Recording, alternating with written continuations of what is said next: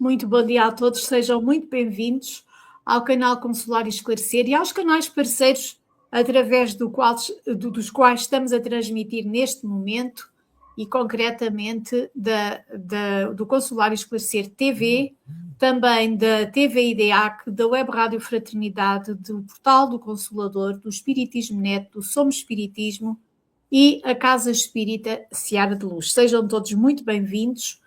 As conversas com sentido hoje têm aqui uma presença muito querida de todos nós, Marcos de Mário, que nos vai falar de uma mensagem lindíssima do autor espiritual Emmanuel, A Segunda Milha, e que vem inserida na obra Cartas do Coração. É a mensagem número 36. Esta obra tem diferentes autores espirituais, mas como eu disse há pouco, esta mensagem é de Emmanuel. Mas antes, vamos agradecer a Marcos de Mário o facto de estar aqui connosco neste início de semana, início de mês, início de manhã, enfim, aí no Brasil ainda são 8 horas, aqui já vamos pelas 11, aqui em Portugal. E dizer-lhe que é uma alegria estarmos juntos. Seja bem-vindo e muito obrigada. Eu que falo muito obrigado, Filomena, por ter esta oportunidade de estar com você, estar aqui no programa, com todos os nossos telespectadores através da internet, e para estudar Emmanuel. E estudar Emmanuel é sempre muito gratificante, né? Então, que Jesus nos abençoe e que possamos ter um belo programa. E será certamente. Bem, então, ainda antes de lermos a mensagem, vamos aqui pedir a Jesus que a todos nós inspire e ampare neste momento. Amado Mestre, neste momento em que nos reunimos em Teu nome, pedimos-te, Mestre querido, que a todos nós aqui presentes abençoes e ampares e inspires, para que fique guardado em nós tudo aquilo que vai acrescentar-nos em reflexão, em conhecimento, em sustentação, os conteúdos que aqui serão trazidos. Pedimos-te que fiques connosco e que a todos nós abençoes e ampares neste instante. E assim, vamos então aqui começar já por ler a mensagem. Como eu disse, a mensagem chama-se A Segunda Milha.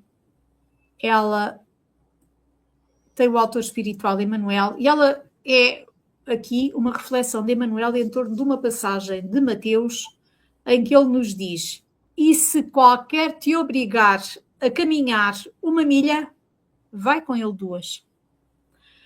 Diz-nos então Emmanuel a este respeito: as milhas a que se reportam os ensinamentos do Mestre são aquelas da nossa jornada espiritual no processo de elevação cada dia. Aprende a ceder para os outros se desejas realmente ajudar. Não regenerarás o criminoso atormentando-lhe o campo íntimo com chibatadas verbais, não corrigirás o transviado à força de imposições humilhantes e nem conquistarás a confiança curativa do enfermo, aprofundando-lhe as próprias chagas. Em qualquer problema que alcance a raiz da alma, é imprescindível penetrar o núcleo vivo de elaboração do pensamento e aí depositar a bendita semente da simpatia a favor da solução necessária. Vencer sem convencer é consolidar a discórdia. Indispensável marchar em companhia dos outros, onde os outros lutam e choram, a fim de que possamos ampará-los com eficiência. Quem poderia entender Cristo se o Mestre, longe de descer à terra, usasse uma tribuna de luz, dirigindo-se ao céu distante aos homens? Para a renovação de sentimentos alheios, a única medida suscetível de estabelecer o progresso espiritual e fundamentar a paz, é imprescindível aprendamos a caminhar com os semelhantes no terreno das concepções que esposam para que a discussão esterilizante não elimine os embriões de fraternidade e confiança que prometem a vitória do amor e da luz. Não basta, porém, concordar secamente como quem se desenvencilha de um fardo desagradável. É preciso caminhar com o próximo, confraternizando, Ainda mesmo quando estejamos em companhia de um delinquente, adotemos por guia a piedade edificante que auxilia sem qualquer exteriorização de superioridade. Deixa que o teu irmão conclua os próprios amargos sem mágoa, sem espanto e sem revolta. Estende as mãos seguras e bondosas aos que tombaram, aprende a descer para ajudar, e então a tua voz será convenientemente ouvida, porque terás caminhado em benefício do companheiro ignorante, fraco, perturbado ou sofredor, aquela segunda milha das eternas lições de luz. Uma mensagem lindíssima e que é um roteiro muito importante.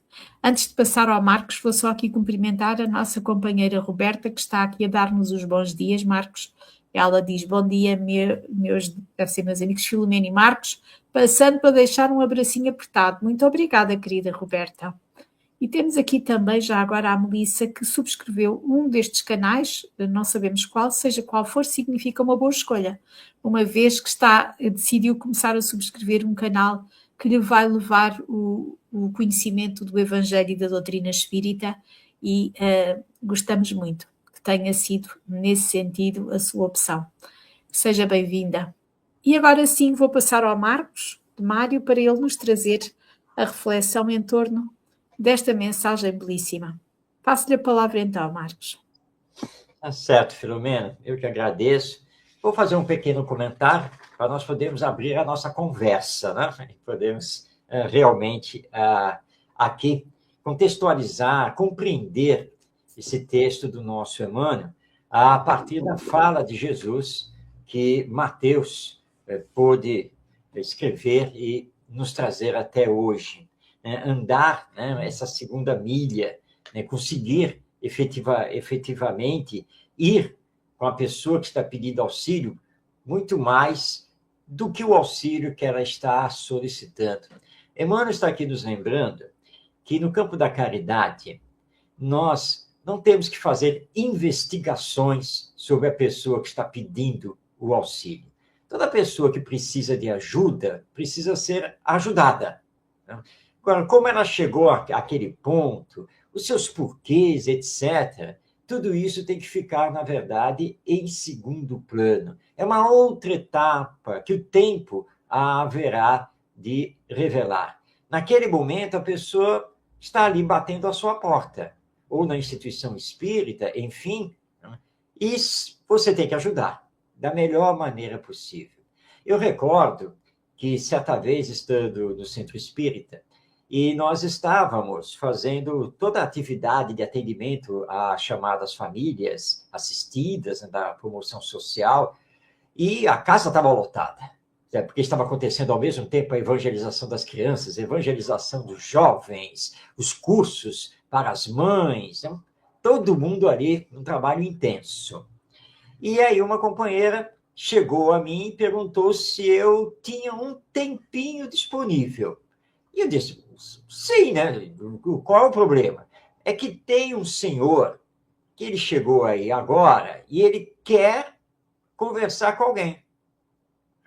E está todo mundo ocupado, eu estou ocupado, eu não posso largar o que eu estou fazendo. Falei: bom, olha só, tá, eu posso, tudo bem. E aí fui até esse senhor. Cheguei para ele, me apresentei, pois não, e falei: eu preciso que alguém faça uma oração comigo. Aí, tudo bem, então vem comigo. Aí fomos lá para um canto, nos isolamos um pouco e orei com ele. Fiz a prece, li uma pequena mensagem, né? Ok. Aí olhei para ele quando terminamos. Perguntei: o senhor deseja mais alguma coisa? Quer falar alguma coisa? Não, eu só precisava disso. Como eu vi que a casa estava aberta, é aqui que eu vou encontrar o que eu preciso. Muito obrigado. E saiu e foi embora. E aí vieram perguntar para mim: você estava conversando lá com uma pessoa, o que ela queria? Uma oração. Mas só isso? Mas para ela era muito importante. Mas por quê? Não sei. Não sei. Ele não me disse por que precisava da oração. Ele disse que precisava. Eu podia fazer. Fiz. E ele agradeceu e foi embora. E muito bem. Então, os porquês ficam em segundo plano. Nós estamos ali para atender. Por isso que o Emmanuel lembra aqui no seu texto que nós não podemos fazer esse atendimento secamente. Nós precisamos aprender a caminhar com o próximo. Ou seja, sentir o próximo. Qual é o seu problema? O que nós podemos fazer? E quantas vezes o que nós podemos fazer não é nem dar palavra amiga, né? É só um abraço. Porque a pessoa está precisando daquele abraço. Mas nós temos um problema sério, porque nós adoramos julgar e fofocar. Tá? Como adoramos fazer isso. Mas por quê? Como é que chegou nisso? Mas também, né? Se fosse eu, e lá vamos nós. Só que Jesus nos lembrou que, com a mesma moeda que julgarmos o nosso próximo, Deus também vai utilizar essa mesma medida para nos julgar. E será que no lugar dela, sim, talvez fizéssemos diferente, mas será que esse diferente não seria pior? Então nós temos que tomar cuidado com isso, porque estamos em tempos em que precisamos desenvolver a empatia, ou seja, saber nos colocar no lugar do outro. E mais do que isso, saber sentir o outro.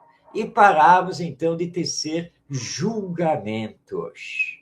Pessoa chegou, seja conhecida, desconhecida, seja um familiar, não importa quem seja. É nosso irmão, é nossa irmã, porque todos somos filhos de Deus. Então, vamos ver o que é possível fazer. Vamos tentar auxiliar. Eu tenho um amigo, e certa vez ele me telefonou, e disse: Marcos, preciso de você para me levar para o hospital. O que está acontecendo? Eu estou passando muito mal. Calma, onde é que você está? Larguei tudo e fui lá eu. Chegamos lá no hospital, começa a fazer os exames, e aí o médico chegou à conclusão que ele não tinha nada a não ser estresse emocional. Aí sentamos lá na recepção do hospital, ele já de alta. Eu falei: vem cá, o que foi que aconteceu? Você sabe, lá em casa, aqueles meus filhos, e não sei o que. Aí ele desabafou. E ao desabafar, mas tudo bem, você é espírita também, não? Então você precisa se acalmar. Você não é o transformador dos seus filhos e do mundo. Tem que aceitar como eles são, mas tentar dar o seu melhor exemplo. Então, mantenha calma. Porque se você cair realmente doente e ficar de cama, hospitalizado, como vai ser? Não é mesmo? Eles precisam do seu exemplo. Mas está tudo bem com você agora? Estou ótimo. Passou tudo. Nada melhor do que o tempo, né? Essas horinhas aqui dentro do hospital, né? Para o médico dizer que você não tem nada. Está ótimo. Agora vamos voltar para casa. Agora você volta, assim, mais sereno, com mais paciência. É isso que você precisa fazer. Mais tolerância, mais compreensão, e vamos tocar a vida para frente. E ele voltou para casa. Muito bem, obrigado. Está aí até hoje, trabalhando, lutando. O que aconteceu exatamente entre ele e os filhos? Ele não me disse e eu também não perguntei. Porque no campo da caridade, eu não devo vestir a capa do investigador. Se a pessoa quer falar alguma coisa, ela fala. Se não quiser falar, não fala. Mas, como colocou Jesus aqui, eu tenho que estar pronto para caminhar com ela, auxiliá-la tanto quanto me for possível. Se ela vai me agradecer, se não vai agradecer, se terá gratidão, se deixará de ter gratidão, se depois vai até reclamar que eu deveria ter feito isso ou aquilo e não fiz, isso é com ela. E ela responde através da sua consciência perante Deus. A caridade não pode medir essas coisas. Nós simplesmente fazemos e passamos, né? Auxiliamos e seguimos em frente. Então é isso que o nosso Emmanuel veio nos colocar, ao dizer o que Jesus disse: olha, a pessoa pediu socorro, você vai socorrer. E vai socorrer até onde você puder, indo além do que ela solicitou, se lhe for possível. E aí sim, você estará promovendo a verdadeira caridade. Ou seja, se a pessoa pedir a sua túnica, você dá a sua capa. Se pedir para andar com você 1000 passos, você anda 2000 passos com ela e vai procurar auxiliá-la sempre que lhe for possível e ela precisar dessa ajuda. E para tudo isso, como nos lembra Emmanuel, precisamos colocar, então, sentimento, para não cairmos no automatismo, né, de fazermos aquilo e depois não queremos nem saber. Não, vamos manter contato, vamos tentar acompanhar, e vamos ver o que é sempre possível realizar ao bem do próximo. E o que vier, o que Deus quiser entregar para nós, Deus é que sabe. Nós não temos que pensar sobre isso. E essa é a mensagem do Espiritismo ao reviver, então, o Evangelho, lembrando que a vida continua. E quando nós retornarmos ao mundo espiritual, teremos que responder pelos nossos atos. Teremos que responder pelo bem que poderíamos ter feito e deixamos de fazer. E isso já é um mal. Então, que a caridade possa estar no coração o tempo todo para todas as pessoas. Filomena, pode falar. E é também o Livro dos Espíritos que nos dá essa elucidação que o Marcos acabou de referir, da importância de percebermos que também somos responsáveis pelo mal que resulta do bem que não fazemos. E isso faz com que olhemos para nós não como aqueles que passam, observam e até percebem, mas prosseguem sem intervir, ou, ao contrário, aqueles que já olham e de forma diferente, veem até onde podem intervir. E o Marcos referiu aí um aspecto também, referiu vários importantes, mas há aí um que nós também precisamos de a nós guardar, porque isso tem a ver com todas as áreas de intervenção na nossa vida, não só nos momentos em que o nosso auxílio possa ser necessário, nem que seja só para estar, para escutar. Aquilo que alguém que está abatido, e o exemplo que trouxe aqui desse seu amigo também é a prova disso, aquilo que alguém que está abatido menos necessita é de quem comece por julgar a situação que o conduziu àquilo que está naquele momento a sentir. E nós temos tendência para ser os tais juízes da vida dos outros, e nós precisamos de começar a ser um pouco mais juízes, não no sentido negativo, mas no sentido de observação de quem quer conhecer-se melhor para poder, assim, melhorar. Desculpem a repetição.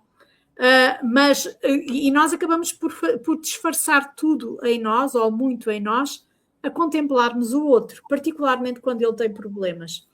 E isto é de tal forma que nós às vezes somos capazes, perante uma situação de alguém que está numa situação difícil, ficar a refletir ou a comentar aspectos dessa situação, esquecendo-nos não só daquilo que podemos fazer para melhorar a situação do outro, como também esquecendo-nos de nós, isto é, de olharmos também para dentro de nós. E se fosse comigo? E é um grande desconforto que muitos têm, é quando acabam por, direto ou indiretamente, no caso do Marcos acabou por ser um pouco indiretamente, uma vez que foi-lhe pedido socorro para ir ao hospital. Mas o socorro estava fora do hospital. Aquilo que ele necessitava mais não era necessário, por esse motivo não era necessário. E muitas vezes isso acontece por solidão, porque há silêncios que alguns têm que viver de forma forçada, pensam eles, para evitar conflitos com os que estão à volta. E o diálogo connosco mesmos nem sempre é pacificador, porque estamos nós ali a acentuar cada vez mais aquilo que nos preocupa, e às vezes os que estão à nossa volta, se nós esquecermos o recurso da prece, que é tão importante nesses momentos, acabam por ser cada vez mais aqueles que vêm também eles com a preocupação, o que só por si vem agravar a nossa. E olhando para o exemplo de Jesus, porque no fundo, sempre que Emmanuel nos traz estas reflexões, ele é brilhante também a levar-nos, e aliás, começamos por uma passagem de Jesus, o versículo que aqui é trazido é mesmo do próprio Jesus. Jesus nunca julgou ninguém, e ajudou a todos.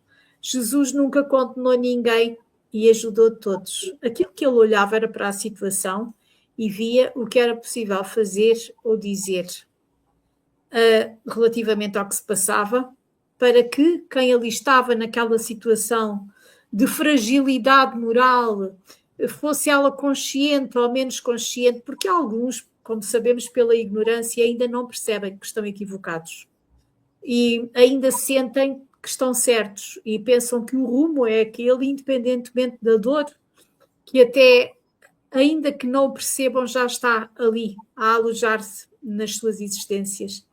Mas ele, o que é que ele fazia? Fazia o exemplo, que o Marcos também referiu, dava o seu exemplo e dava também o seu silêncio, as suas palavras, os seus gestos, para que pudesse ser por ele mesmo percebido como vencer aquele momento. E nós pomos rótulos, julgamos e esquecemos que o outro que está num momento de fragilidade precisa é de ser ajudado a caminhar. E depois voltamos aqui ao tema central desta mensagem, porque a partir dali ele já não tem que caminhar sozinho, não é, Marcos? É verdade, Filomena. Você estava falando e eu me recordei de um episódio que uma amiga me relatou, né, porque eu não participei do episódio, mas depois ela me contou o que tinha acontecido. Eu estava chegando, adentrando ao centro espírita, ela me viu e veio conversar. Disse, Marcos, você conhece a fulana? Ah, sim, sei quem é. Sei. Pois é, nós tivemos, agora há pouco, a reunião mediúnica, e ela faz parte, né, do nosso grupo. Não sei se você está sabendo, mas fazem 2 anos que o esposo dela desencarnou. Aí, quando terminou a reunião, eu percebi que ela estava assim, né, meio triste, caidinha, e fui conversar com ela. E ela estava lá em lágrimas. Eu falei, o que é isso, né? É a saudade, né? Ah, Marcos, quando ela me falou isso, olhei para ela, o que é isso? Você é espírita. Já fazem 2 anos que ele desencarnou e você ainda está chorando pelos cantos? Você não sabe que a vida continua depois da morte, que ele está vivo e que você tem que tocar sua vida para frente? Olha, falei mesmo, tá? Aí eu ouvi tudo e falei, olha só, cada um tem seu tempo, né? Cada um tem as suas fragilidades emocionais. Você teorizar é uma coisa, mas enfrentar na prática, às vezes, é outra, não é mesmo? Nós vamos ter aquelas pessoas que rapidamente vão superar a perda do ente querido, vão se conformar, se resignar e vão tocar a vida para frente. E manter aquela saudade natural.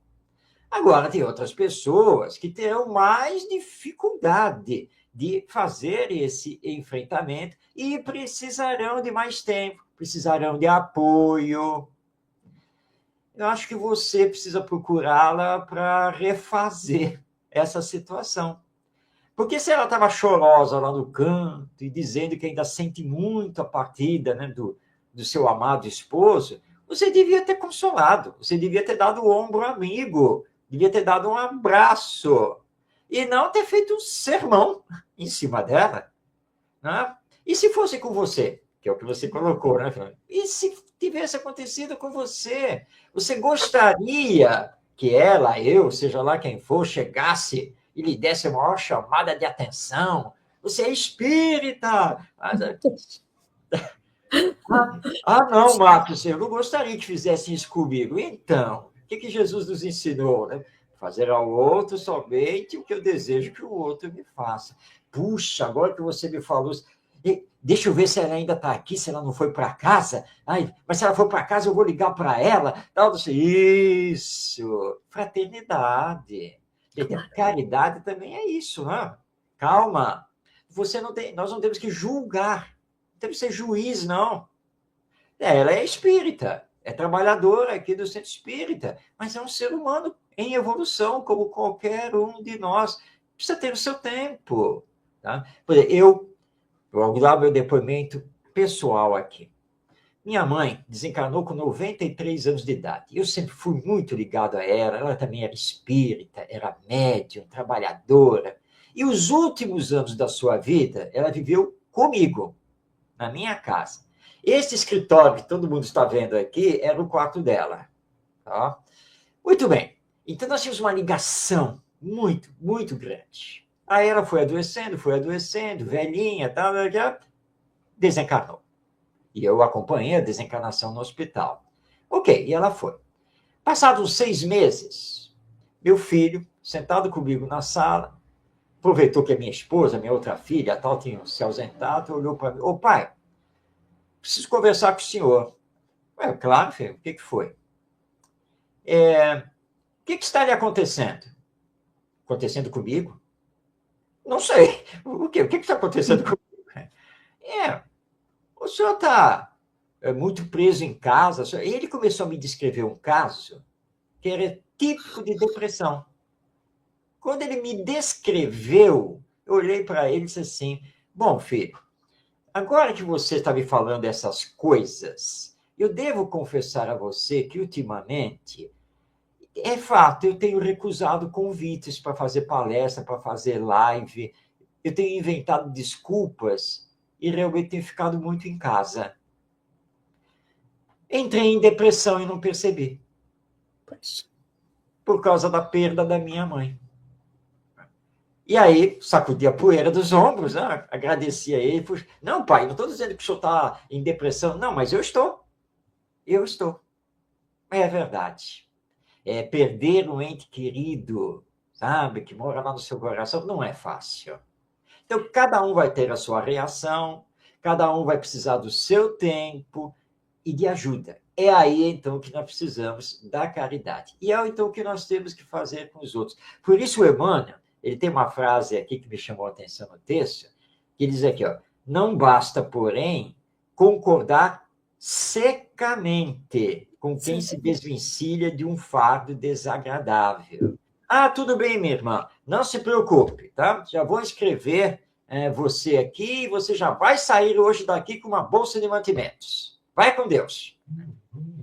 Cadê o sentimento? Tá? Então, nós precisamos ter essa empatia, precisamos ter esse sentimento e lembrar, né? Vamos reforçar isso, né? Não estamos aqui para julgar ninguém e muito menos para sermos juízes da vida alheia, não é, Filomena? Exatamente. E quando ele nos diz aqui: deixa que o teu irmão te confie os próprios amargores, sem mágoa, sem espanto e sem revolta. Isto também é um alerta para uma outra situação que muitas vezes acontece. É que quem escuta não se contenta com aquilo que lhe está a ser dito. E o outro pode não querer dizer por várias razões. Entre elas, não querer, porque não quer e temos que respeitar, ou porque não está a ser capaz sequer de recordar naquele momento. Pode ser algo que tenha ali alguns aspectos que são ainda dolorosos, para os quais não está ainda preparado. E nós temos que aceitar que quando ajudamos o outro, ajudamos na medida daquilo que ele demonstra que está a necessitar. Não temos que ser nós a decidir qual é a segunda milha que vamos percorrer com ele. Aquilo que nós vamos fazer é exatamente na medida do espaço que nos é dado. Porque alguém que está em sofrimento se sentir respeitado naquilo que partilha connosco, mais à frente até pode começar a conversar um pouco mais e nós acabamos por poder ter, através disso, mais instrumentos para poder fazer-lhe um auxílio maior. O Marcos disse no início algo muito importante também, entre outras coisas, que foi que nós devemos auxiliar e depois então logo se vê. Exato. Se eu vejo uma pessoa com fome, eu não vou analisar porque é que ela está com fome. Ela até pode estar com fome porque uma semana antes gastou todos os recursos que tinha mal e fez, mas não interessa, naquele momento ela está com fome. Mais à frente, se eu tiver possibilidades e se me for dado a conhecer porque é que ela, naquele dia em que chegou perto de mim, estava com fome, e se eu chegar à conclusão, porque ela me trouxe esse conhecimento, que foi porque esbanjou tudo o que tinha, talvez eu possa, quando houver espaço para isso, explicar-lhe que nós temos que perceber que temos que garantir, em primeiro lugar, a nossa subsistência. Mas isso é no momento seguinte, porque alguém que está no auge do sofrimento, não importa se foi por sua responsabilidade, se foi na decorrência de outros, naquele momento precisa é de ser socorrido. E a relação, o Marcos também referiu aí um aspecto que também faz parte disto, do percorrer a segunda milha. É a posição que muitos espíritas têm perante a desencarnação de entes queridos, de espíritas de companheiros seus, com o entendimento equivocado de que nós não sentimos saudade, não sentimos a ausência. Não, sentimos. Senão não havia amor, senão não havia afeto. É normal eu sentir saudades do meu filho, Marcos, da sua mãe, e outras pessoas de outros familiares mais próximos, eu também do meu pai, enfim, da minha mãe, aqueles que amamos e que já não caminham connosco. É normal, é natural, seria estranho não sentirmos. Agora, nós não nos revoltamos, porque nós sabemos que eles continuam a viver e nós também vamos viver para sempre, e isso é algo que não nos dá revolta, não nos faz entrar numa situação de desespero por imaginarmos que tudo terminou neles naquele dia. E isso é que muda. Mas lá está.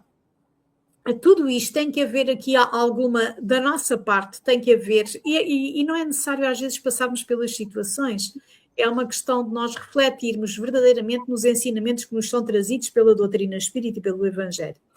Porque até naquele item da perda de entes queridos, mortes prematuras do Evangelho segundo o Espiritismo, em momento algum nos é dito ali que nós temos que não podemos ter uns dias de maior tristeza, de maior abatimento ou de maior saudade, por uma série de razões.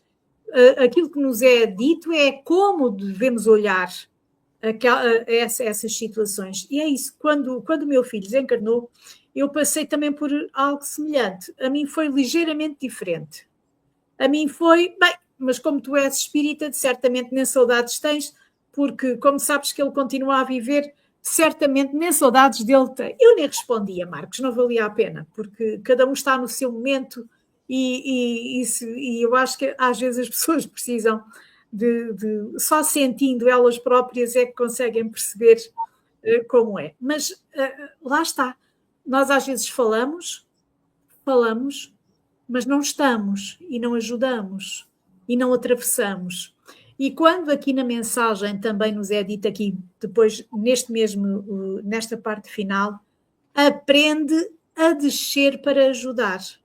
E então a tua voz será convenientemente ouvida, porque terás caminhado em benefício do companheiro ignorante, fraco, perturbado. Só um bocadinho que o meu computador decidiu abrir aqui outra... Já está. Companheiro ignorante, fraco, perturbado ou sofredor, aquela segunda milha das eternas lições. Que é aquele momento em que o outro, se até ali se sentiu sozinho, percebe que nós estamos ali para caminhar com ele, mas no passo dele. E se o fizermos no passo dele, se calhar estamos nós também a aprender a caminhar, não só por aquilo que nós entendemos como os nossos passos, mas a perceber que nenhum de nós pode caminhar sozinho. Eles não, mas nós também. Porque não podemos, desde que nos seja possível, deixar ninguém na retaguarda. E também todos precisamos, em determinados momentos, que alguém não nos deixe ficar na retaguarda, porque, no fundo, nós caminhamos todos na mesma direção. E é isso que nos falta muitas vezes ter presente para nos equivocarmos menos. Marcos, o que lhe parece? É verdade, né? Vamos abordar essa questão do espírita antes de mais nada, né? Porque há uma grande diferença entre, como espírita, eu ter serenidade no enfrentamento da perda de um ente querido, né? E serenidade é diferente de saudade. Tudo bem, eu não vou me desesperar, eu compreendo que a vida continua depois da morte, que o meu ente querido, na verdade, continua vivo. Então, eu não vou me desesperar, eu não vou chorar pelos cantos, pelo menos em princípio. Eu terei essa serenidade, essa resignação, os desígnios divinos, de aceitar essa separação momentânea, mas sabendo que o ente querido continua vivo e que Deus quer que eu continue vivo ainda aqui na Terra, porque eu tenho coisas a cumprir e a aprender. Então, eu poderei estar lá no velório, no momento do enterro, poderia fazer a prece, mostrando serenidade, resignação. Mas daí a dizer, bom, você sabe que ele continua vivo, então espírita não sente saudade. Ora, como não? Nós somos seres humanos, espíritos reencarnados como qualquer outro. E somos espíritos imperfeitos. É duro falar isso, né? Mas essa é a verdade. Nós somos imperfeitos. Então, nós não temos essa evolução espiritual toda, né, de realmente sentir saudade, mas a chamada boa saudade. Às vezes, nós podemos sim entrar numa depressão, mesmo que seja leve, né? Outras vezes podemos estar mexendo com algum objeto, alguma coisa, ter a recordação e chorar. Claro. Tudo isso faz parte, é natural isso. Então, nós temos que entender que o espírita tem sentimento. Ai de nós se não tivermos sentimento.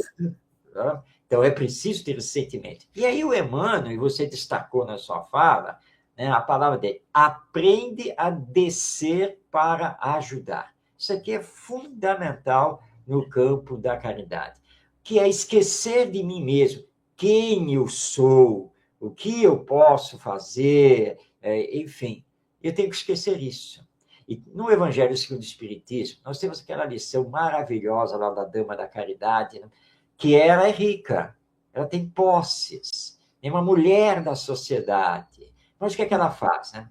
Ela trabalha pelas famílias carentes, pobres, deixa a carruagem, né? Estamos falando aqui do século XIX, ela deixa a carruagem longe, vai com a sua filha e vai lá fazer as visitas, vestida de forma simples, e ela nunca diz quem ela é.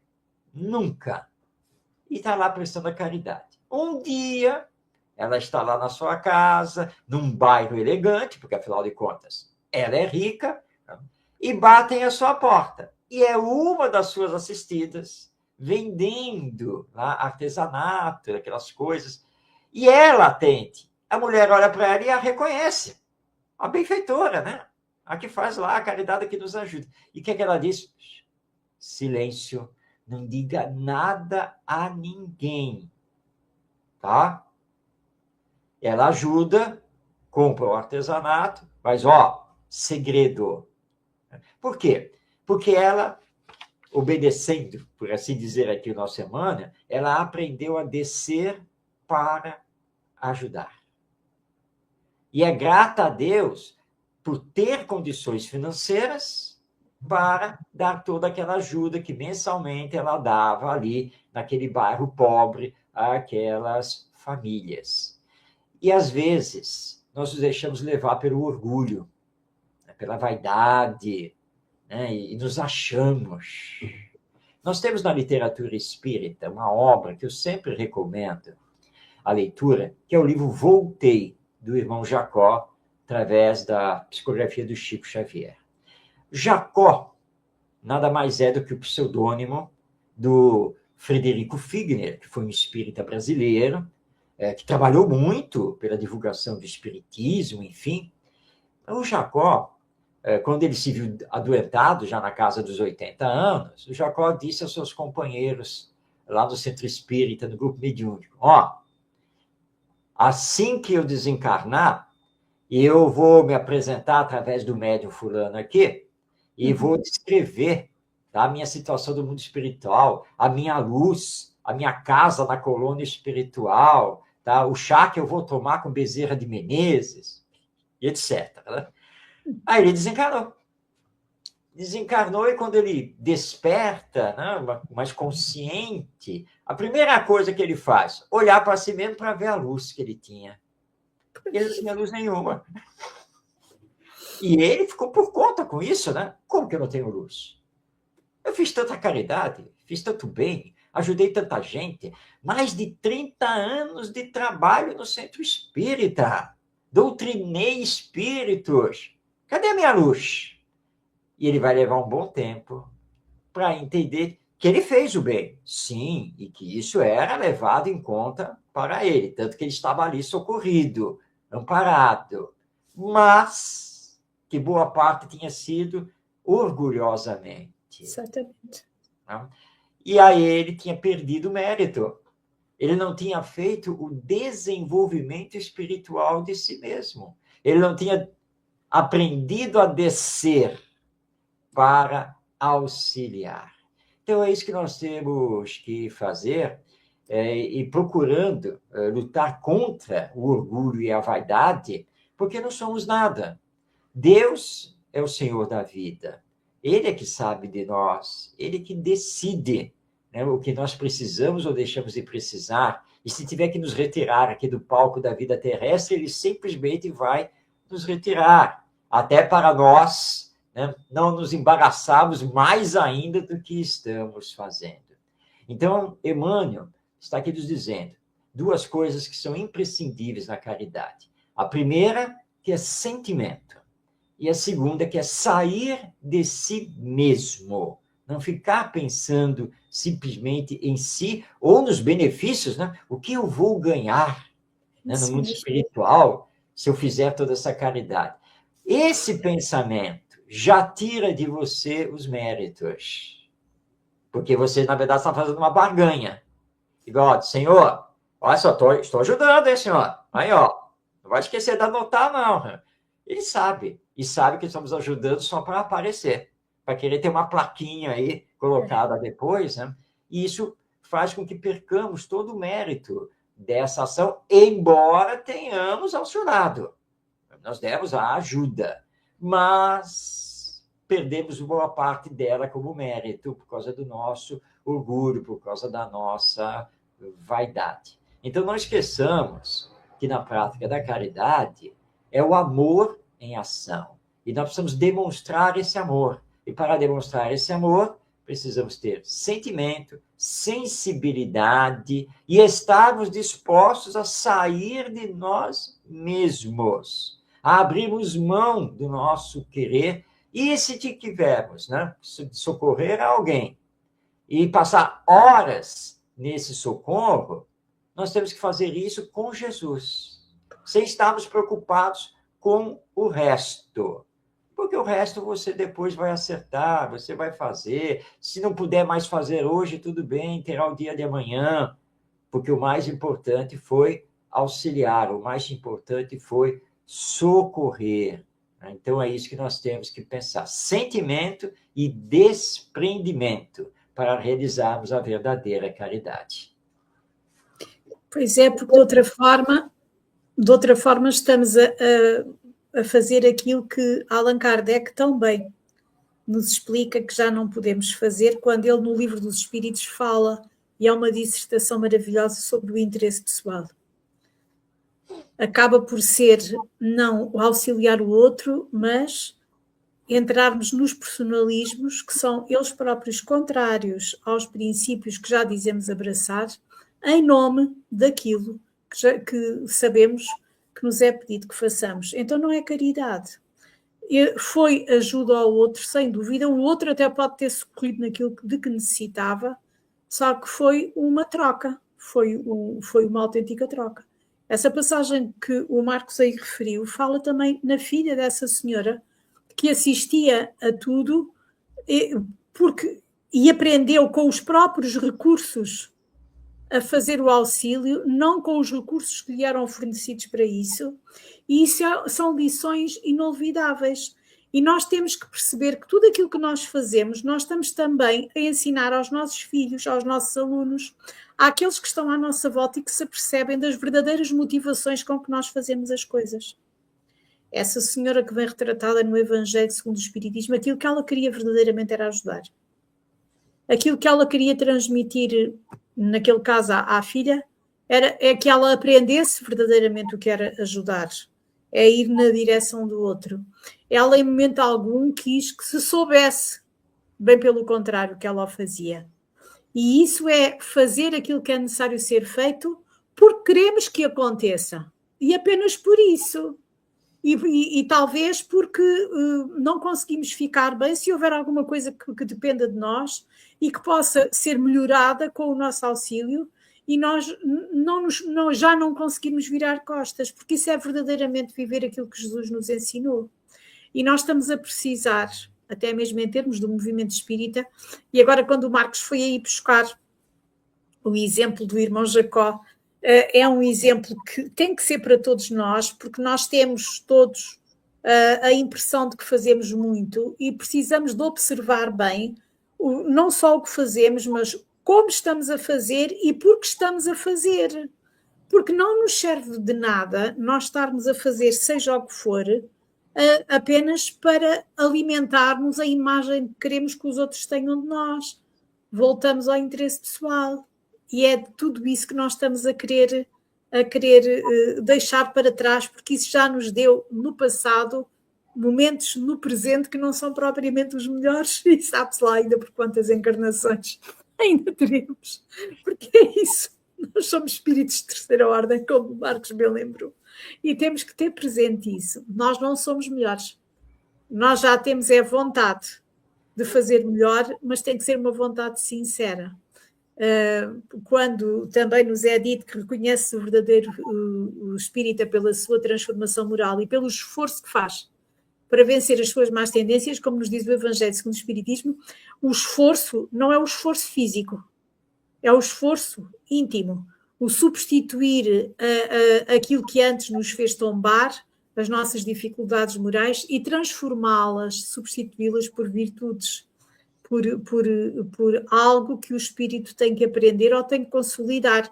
Até porque há provas que nos surgem que são mais para consolidação do que para conquista, porque às vezes a nossa conquista moral ainda está tão frágil que precisa de algo mais forte para conseguir ficar mais sólido. Mas isso são tudo momentos que podem ser para nós também vitórias, podemos agora não percebê-las, mas quando desencarnarmos, se isso acontecer, nós conseguimos regressar vitoriosos. Aqui podemos passar pelas coisas e algumas que nos pareceram não ter tanta importância até tiveram bastante.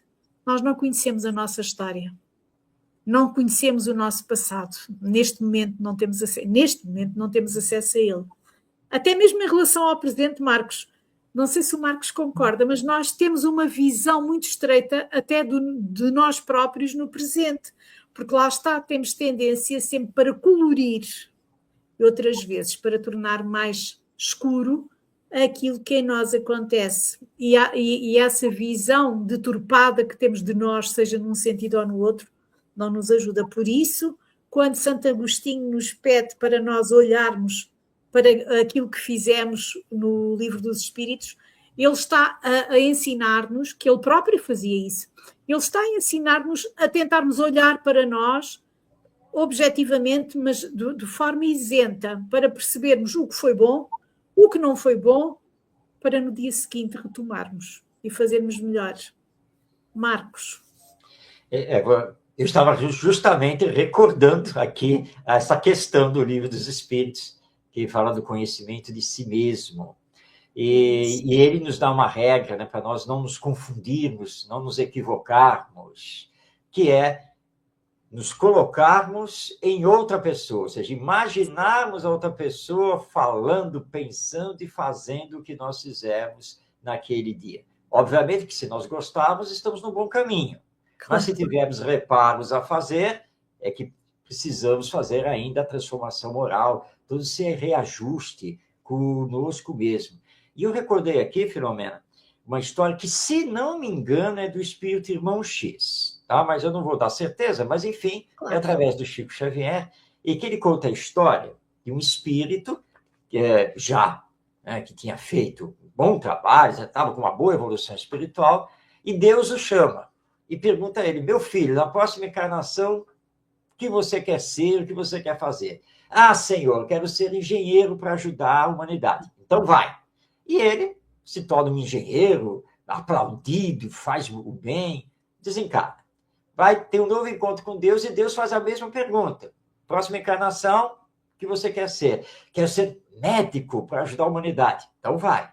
E aí ele foi engenheiro, foi médico, legislador, administrador público. Bom, depois de várias encarnações, de novo, outro encontro com Deus.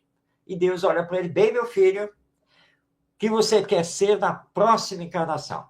Aí, então, ele para, ele pensa: Senhor, eu quero ser o que o Senhor deseja que eu seja. Então, ele não escolhe. Deus sorri, né, simbolicamente: então tá bom, vai. E ele reencarna, né, como um homem do campo, de uma família bem pobre. Ele não pode frequentar a escola, não pode se alfabetizar, nada dessas coisas. Mas ele é um espírito de bom coração, ele é um espírito já de uma grande elevação espiritual. E ele, então, domina a medicina da natureza. E todo mundo começa a ir até ele, porque ele conhece as ervas, ele conhece os medicamentos naturais. E ele passa a ser o médico da região toda. Analfabeto. E trabalha, tudo para os outros, nada para ele. Aí, quando ele desencarna, é considerado o benfeitor de todo mundo. Orações são elevadas a ele. E aí ele retorna ao mundo espiritual, novo encontro com Deus. E ele, bom, agora Deus vai me perguntar de novo, né? O que eu quero ser da próxima encarnação. E aí ele, perante Deus, diz: Senhor, estou pronto para os seus desígnios. Pode me mandar de volta à Terra como o Senhor desejar. E aí Deus: não, meu filho, agora não. Pode sentar do meu lado direito. Porque aí ele tinha conquistado efetivamente o seu progresso espiritual, porque ele se doou plenamente aos outros com aquilo que ele tinha. E nada mais do que isso. É isso que nós precisamos entender em termos da caridade. Eu não preciso ter isso, ter aquilo, conquistar aquilo para fazer a caridade. É com o que eu tenho, com o que eu sou, e pronto para auxiliar. Então, é isso que o Emmanuel está nos lembrando, essa maravilhosa lição de Jesus, que nós temos que estar prontos, né, para caminhar, não uma milha, não fazer simplesmente o que a pessoa está pedindo, mas caminhar as 2 milhas, ir além, fazer mais, de acordo com as minhas possibilidades. Lembrando que os espíritos superiores nos dizem que existem 2 tipos de caridade: a caridade material e a caridade moral. Você gostaria, sim, você gostaria de doar mensalmente para o Centro Espírita 50 bolsas de gêneros alimentícios para ir para as famílias mais pobres. Mas você não tem recursos financeiros para isso. Mas tudo bem. Doe os gêneros alimentícios que você puder doar, vá lá, arregace as mangas e trabalhe. Dê o seu concurso. Vá lá separar as doações, fazer as cestas, atender as famílias, dar a palavra amiga, ouvir, consolar, orientar. É a caridade moral. E lembrando que a caridade moral tem mais valor, tem mais peso do que a caridade material. E a caridade moral é aquela justamente que nos solicita, né, que você tenha sentimento. E aí, quando tudo terminar, é que você vai lembrar do relógio. Nossa, já essa hora já, mas que bom, né? Pude ajudar. E você vai sair todo leve, todo tranquilo. Porque você não andou simplesmente 1 milha, você andou 2, sem perceber. E aí é a verdadeira caridade, e é quando você faz a conquista de si mesmo e vai ter o devido crescimento espiritual. E importante, obviamente, é seguir esse caminho, sem estar preocupado com o que virá no depois. E lembrando que aqui na Terra, para essa verdadeira caridade, nós teremos que enfrentar determinadas renúncias, determinados sacrifícios de nós mesmos, porque ainda estamos num mundo de expiações e provas, onde as coisas não são tão fáceis, não são tão simples. Mas é no sacrifício e na renúncia que teremos os verdadeiros ganhos espirituais. Verdade, muito bem lembrado. Marcos, estamos quase a terminar e eu estou aqui tentada, antes de pedir-lhe as considerações finais, a colocar-lhe aqui uma questão. E como é a terceira milha? Bom, isso é particular, né? É individual, é o de cada um. Cada um vai encontrar a sua milha a mais para percorrer. Alguns com mais sacrifício, outros com menos sacrifício, alguns carregando provações imensas, outros com mais facilidade. Importante é o seguinte: seja lá quem for que esteja na nossa frente e que esteja precisando de auxílio, procuremos fazer esse auxílio o máximo que pudermos, mas sem cobranças também em nós mesmos, tá? Porque nós temos o limite do nosso aperfeiçoamento espiritual, que não é tão grande. E vamos ter as nossas dificuldades, tá? Vamos ter. Aí, se depois você reconhecer, puxa, eu podia ter caminhado mais, eu podia ter feito um pouco mais, eu podia... Ok, naquele momento você não pôde, você não conseguiu, mas é assim mesmo. E graças a Deus agora você está fazendo uma tomada de consciência. Bom, então na próxima vez eu tenho que ir um pouco mais além. Não adianta querer dizer assim, eu devia ter feito como Francisco de Assis faria. Eu devia ter feito como Madre Teresa de Calcutá faria. Mas você não é Francisco de Assis, você não é Teresa de Calcutá, você é você. Tá? Um dia, com certeza, você chegará nesse nível. Mas faça o seu possível, com todo o desprendimento possível, hoje. Isso será muito grato a quem está recebendo o seu auxílio. E não se preocupe, que estará registrado por Deus. E você receberá aquilo que tiver que receber, porque importante para o nosso Pai é você ter feito com amor, até o seu limite. Tá? E Ele sabe que amanhã você vai superar esse limite, e depois de amanhã vai superar de novo, porque é a lei de evolução. Então, façamos a nossa parte. E cada um tem o seu percurso. Cada um tem o seu, está no seu momento, tem o seu percurso.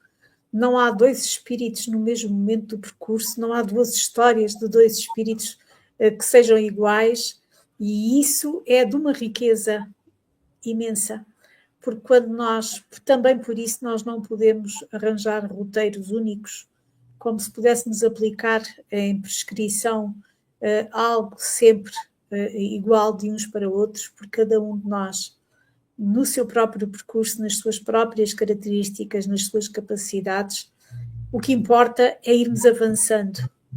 E isso, cada um tem o seu registro individual.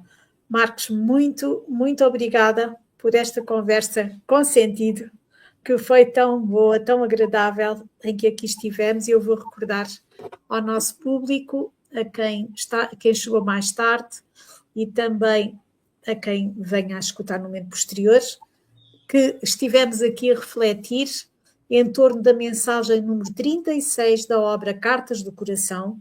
Esta obra, toda ela é psicografada por Francisco Cândido Xavier e tem diferentes autores espirituais. No caso concreto desta mensagem, intitulada A Segunda Milha, o autor espiritual é Emmanuel e são as suas dissertações em torno de uma passagem de Mateus, em que cita Jesus e diz: e se qualquer te obrigar a caminhar uma milha, vai com ele 2.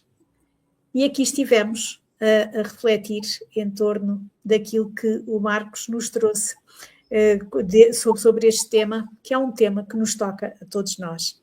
Eu vou passar-lhe a palavra para as suas considerações finais e vou convidá-lo a fazer a prece de encerramento da nossa conversa com sentido de hoje. Muito obrigado, Filomena, por esta oportunidade, que todos nós que vamos assistir esse vídeo, estamos acompanhando, possamos sempre refletir com profundidade na mensagem espírita, que revive a mensagem do Evangelho, e lembrarmos que é o amor, a caridade e o bem que nos transformarão e farão a transformação moral da humanidade, porque Jesus também foi muito claro, né? Os brandos e os pacíficos é que herdarão a terra. Então confiemos e continuemos o nosso trabalho sempre com Jesus, nosso Mestre. Vamos então orar, vamos agradecer a Deus, nosso Pai, vamos agradecer a Jesus, nosso Mestre, aos bons espíritos que sempre nos auxiliam, por mais este dia, e que tenhamos bom uso das oportunidades que nos são dadas para fazermos o bem, porque fazendo o bem, iremos nos renovando moralmente, e assim, com o nosso exemplo, renovando também aqueles que convivem conosco, até que esta humanidade possa também se renovar como um todo. Por isso, Senhor, nós rogamos, dá-nos a coragem da fé para realizarmos o enfrentamento de nós mesmos. E podemos dizer, como o nosso Mestre, eu venci o mundo, vencendo a mim mesmo. Muito obrigado, Senhor, e despede-nos em vibrações de paz e de amor. Assim seja. Que assim seja. Muito obrigada, Marcos. Muito obrigada a si que esteve connosco durante o programa e também a todos aqueles que virão no momento posterior a assistir àquilo que aqui deixamos. E na próxima semana aqui estaremos juntos novamente, um outro tema, uma outra conversa, mas sempre a vontade que temos de juntos refletir, de juntos aprendermos e de juntos podermos cada dia mais caminhar para sermos aquilo que é esperado de nós, a nossa iluminação. E assim deixamos, desejando-vos não só um bom início de dia, segunda-feira, mas também uma boa semana, e ao longo destes dias aqui vamos estar juntos noutros momentos, mas o Conversas com Sentido volta na próxima segunda-feira. Muito obrigada a todos e até breve. Obrigada, Marcos, mais uma vez.